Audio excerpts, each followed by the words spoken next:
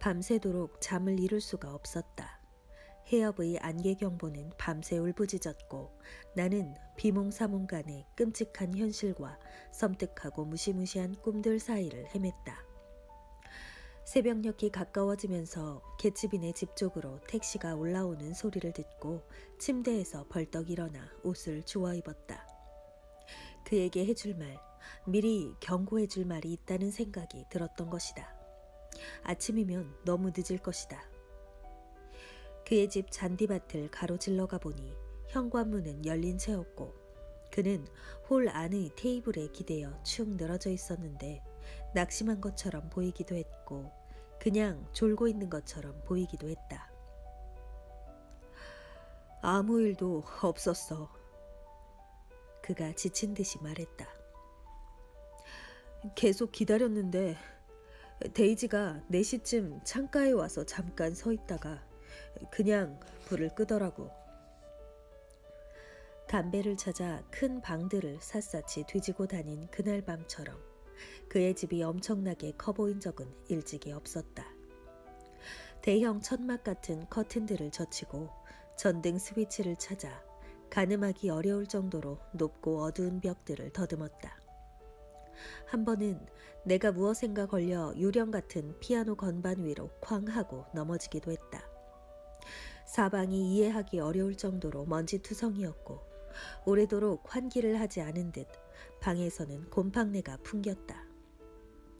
마침내 처음 보는 테이블 위에서 담뱃갑 하나를 발견했는데 말라 비틀어진 담배 2개비가 들어있었다.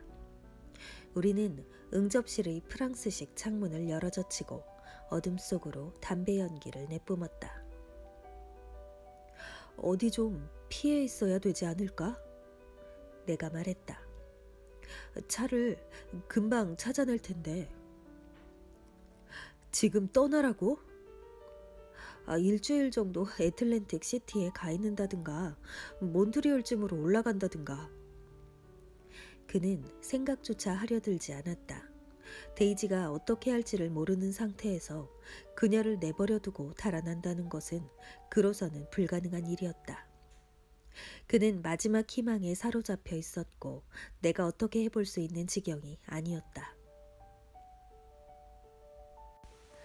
예전에 댄 코디와 겪은 이상한 일들에 대해 들은 것은 바로 그날이었다. 제이 개츠비라는 존재가 톰의 도저한 악의로 인해 깨진 유리처럼 박살이 나버렸기 때문에 그리하여 그 비밀스러웠던 길고 긴 희가극이 비로소 끝났기 때문에 내게 그 이야기를 할 수 있게 된 것이었다. 주저없이 그 어떤 얘기라도 털어놓았을 테지만 그는 역시 데이지에 관해 말하고 싶어 했다. 그녀는 그가 처음 만난 상류층 여자였다. 그는 자기 나름의 수단으로 그런 부류의 여자들을 꽤나 겪어왔지만 늘 거리감을 느끼곤 했다. 그러나 데이지에게는 완전히 빠져버렸다.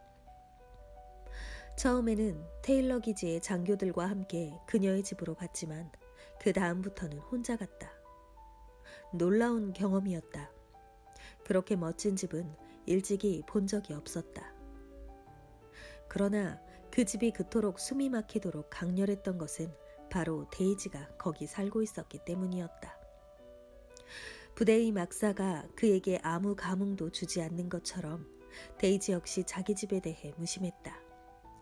그러나 개츠비에게는 집 전체가 무르익은 신비로 가득했다. 2층 침실은 다른 어떤 침실보다도 아름답고 근사하며 복도를 따라 유쾌하고 신나는 일들이 벌어지고 철이 지나 라벤더 속에 버려진 로맨스 대신 새로 출시된 번쩍거리는 신차처럼 신선하고 향기로운 로맨스가 펼쳐질 것 같았고 꽃들이 시드는 법 없는 무도회들이 연이어 이어질 것 같았다. 게다가 다른 많은 남자들이 데이지에게 목을 메고 있다는 사실도 그를 흥분시켰다. 그의 눈에는 그녀가 점점 더 가치 있는 존재로 보였다. 구애자들의 고양된 감정이 그녀의 집에 그림자를 드리우고 열렬한 마음은 메아리가 되어 울려 퍼지는 것을 그는 느낄 수 있었다. 하지만 그는 자신이 데이지의 집에 들어온다는 것 자체가 말도 안 되는 일이라는 것을 잘 알고 있었다. 제2계치비로서의 미래가 아무리 대단할지라도 당시의 그는 아무 경력도 없는 무일푼의 청년이었으며 정체를 감추어주는 망토는 언제라도 그의 어깨에서 미끄러져 내릴 수 있었다. 때문에 그는 시간을 낭비하지 않았다. 그는 탐욕스럽고 대담하게 자신이 원하는 것을 손에 넣었다. 10월의 어느 밤 그는 그녀의 손조차 만질 권리가 없다는 바로 그 이유로 그녀를 가졌다. 그는 스스로를 혐오할 수도 있었다. 거짓말로 그녀를 사로잡았으니까. 백만장자라고 사기를 쳤다는 뜻이 아니라 데이지에게 고의적으로 어떤 안도감을 심어주었다는 뜻이다. 그는 자신이 데이지와 같은 신분이라고 믿게 만들었다. 자신이 그녀를 충분히 감당할 능력이 있다고 말이다. 사실 그에게는 그럴 능력이 없었다. 뒤를 봐줄 부유한 가족도 없었고 무정한 국가의 변덕스런 결정에 따라 세계 어디로든 보내질 수 있는 처지였다. 그러나 그는 자기 혐오에 빠지지 않았다. 일은 그가 예상한 것과는 다르게 흘러갔다. 가질 수 있는 것을 다 가지고 훌쩍 떠나버리면 그만이라고 생각했을 테지만 막상 찾고 보니 그것은 성배였다. 데이지가 특별하다는 것은 알고 있었지만 그가 몰랐던 것은 상류층 여성이 어디까지 특별해질 수 있는지였다. 그녀는 개츠비에게는 아무 미련도 없이 자신의 부유한 가족에게로 풍족하고 넉넉한 인생으로 돌아가 버렸다. 개츠비는 그녀와 결혼이라도 한 것처럼 생각했지만 그건 아니었다. 그들이 이틀 뒤에 다시 만났을 때 어쩐지 차인 듯한 기분을 맛보고는 숨이 막힐 것 같았던 쪽은 개츠비였다. 그녀의 집 현관은 돈을 주고 산 별빛 같은 사치품들로 눈이 부셨다. 그녀가 그에게로 몸을 돌리고 그가 그녀의 사랑스럽고 귀여운 입술에 키스할 때 긴 고리버들 의자의 삐걱거림조차 근사하게 들렸다. 감기에 걸린 그녀의 목소리는 전에 없이 허스키하고 매력적이었다. 개츠비는 부가 가두어 보호하는 젊음과 신비를, 그 많은 옷이 선사하는 생동감을, 그리고 데이지를 너무도 잘 알게 되었다. 은빛으로 빛나는, 힘겹게 살아가는 가난한 사람들과는 무관하게 안전하고 오만한 그녀를. 내가 그녀를 사랑하고 있다는 걸 깨닫고 얼마나 놀랐는지 말로 표현할 수가 없어. 차라리 나를 차버렸으면 하고 바랐을 정도니까. 하지만 그녀는 그러지 않았어. 그녀 역시 나를 사랑하고 있었기 때문이지. 그녀는 자기가 모르는 세계를 잘 아는 나를 아주 해박한 사람으로 생각했어. 어쨌든 내 야망은 어느새 까맣게 있고 매 순간 점점 더 깊숙이 그녀에게 빠져들었어. 갑자기 다른 모든 일에 신경을 쓰지 않게 된 거야.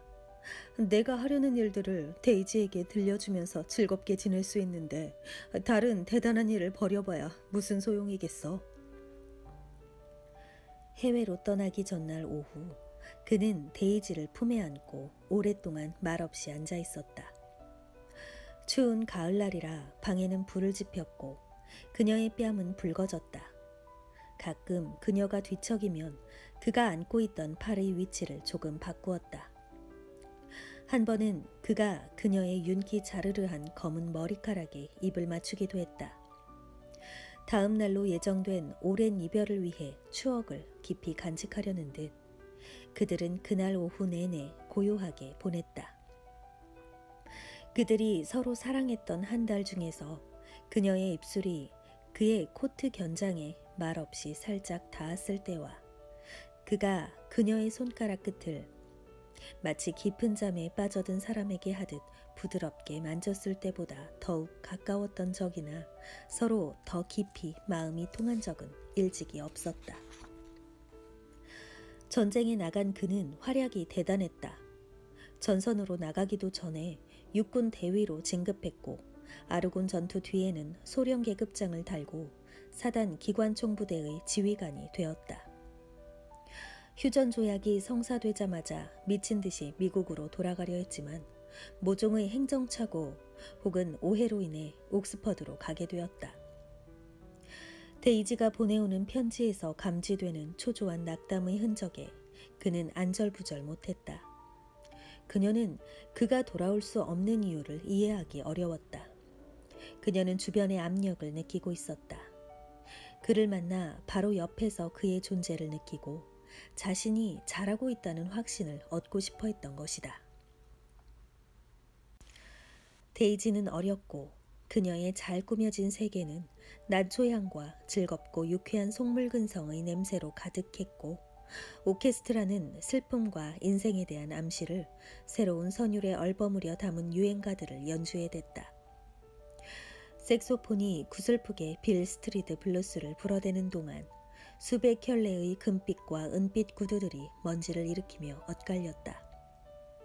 어스름 무렵의 티타임이면 방들은 언제나 이런 은근하고 달콤한 열기로 흥청거렸고 플로어 주변에는 슬픈 트럼펫 소리에 불려 날아가는 장미꽃잎처럼 새로운 얼굴들이 돌아다니고 있었다.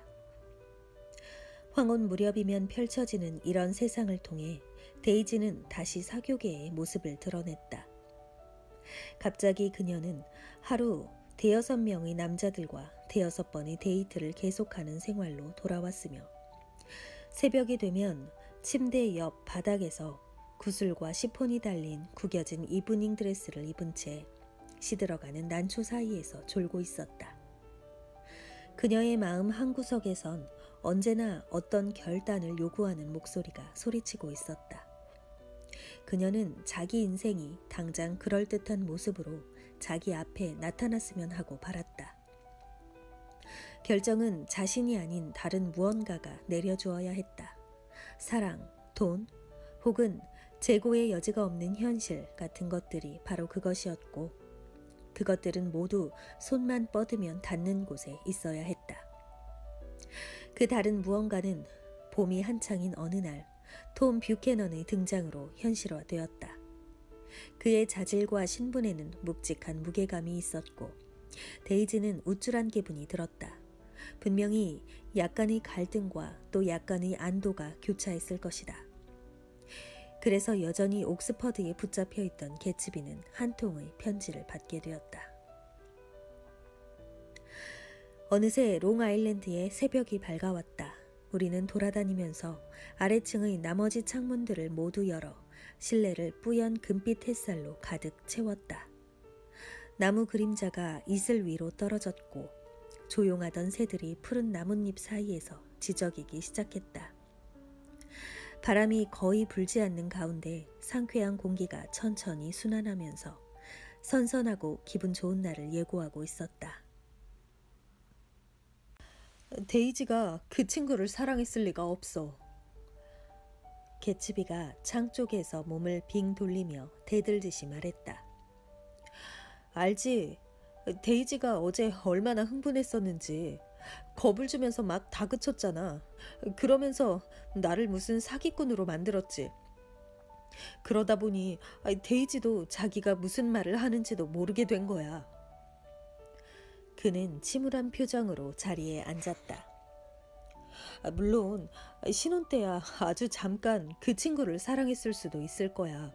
하지만 그때조차도 마음은 내 쪽으로 더 기울어 있었다고. 알겠어? 문득 그가 이상한 말을 했다. 하지만 어차피 그가 말을 이었다. 개인적인 문제지. 도대체 무슨 말일까? 끝내 진위를 가릴 수 없는 문제에 너무 골몰한 나머지 튀어나온 말이었을까? 그가 프랑스에서 돌아왔을 때 톰과 데이지는 아직 신혼여행 중이었다. 군대에서 받은 마지막 봉급으로 그는 루이빌로 향했다. 비참한 기분이었지만 그러지 않고는 견딜 수가 없었다. 일주일을 머물며 그 11월 밤에 그들이 걸었던 길을 다시 걸었고 그녀의 흰 차로 함께 달려갔던 비밀의 장소들을 다시 가보았다. 데이지의 집이 그에게는 그 어떤 집보다 신비롭고 유쾌해 보인 것처럼 그 도시 역시 비록 그녀는 가고 없었지만 우수에 찬 매혹으로 가득 차 보였다. 좀 더 열심히 찾았더라면 어쩌면 그녀와 마주쳤을지도 모른다고 생각하며 그는 루이비를 떠났다. 예컨대 그녀를 뒤에 남겨두고 간 듯 느꼈던 것이다.